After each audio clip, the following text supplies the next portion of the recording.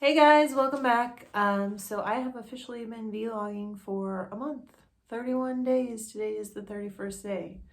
Kind of crazy. It's been a cool experience.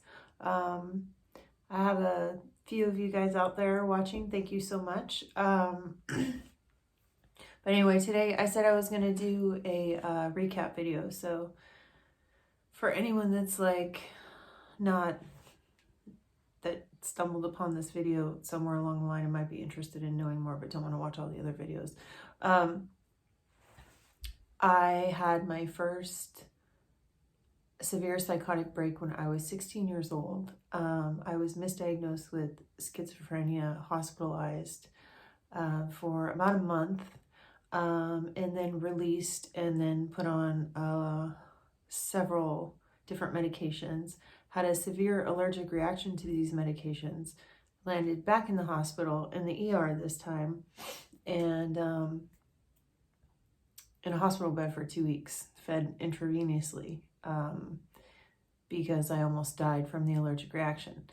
And then I got better, went through a depression for a few years, got better, went to college, graduated college, did really well for myself for a while. And then prior to turning 28, I had a full-blown another psychotic break. And this one was brought on by, I had a really, prior to my episode happening, I had a lot of stress in my life, and I had gotten really freaked out because I had bought a home and it was really stressful for me. So I went to a doctor, was put on medication, was misdiagnosed, misprescribed, and that kind of led to my second episode. And that psychotic break lasted for about 8 months. And during that time, I was arrested on 5150 a few times. I was arrested for petty theft. I took a backpack out of a car in my condo complex that I lived in. At the time, I was having a delusion that my boyfriend, who really wasn't my boyfriend, was buying me all of these things and leaving them for me. Some weird delusion. Anyway, I see this backpack in a car. I think it's there for me. I take it, and whoever owned the backpack saw me, called the cops, and then I was arrested for that. So after that, I lost my home. I stopped paying all my bills. I surrounded myself with homeless people. I lost almost everything I owned and had to move back home.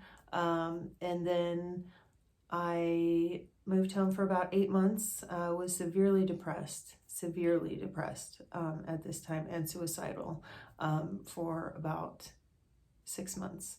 And then I moved cities, moved out of my parents' house. After about 1.5 years, things started to turn around. I got a good job, and things were great until I was 35. And then I had a full-blown psychotic break. And this time it happened on the job, in front of all of my friends, and in front of my coworkers, and it was humiliating.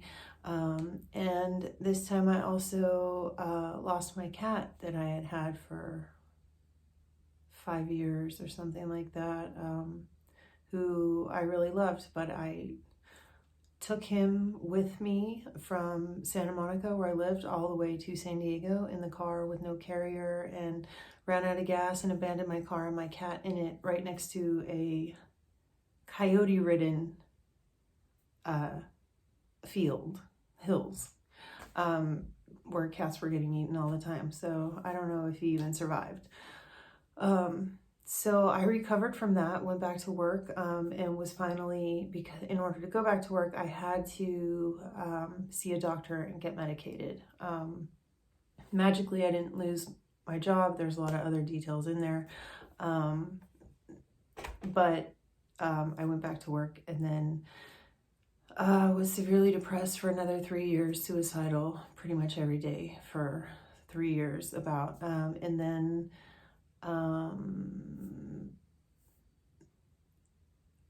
when I was 38, I ended up getting married.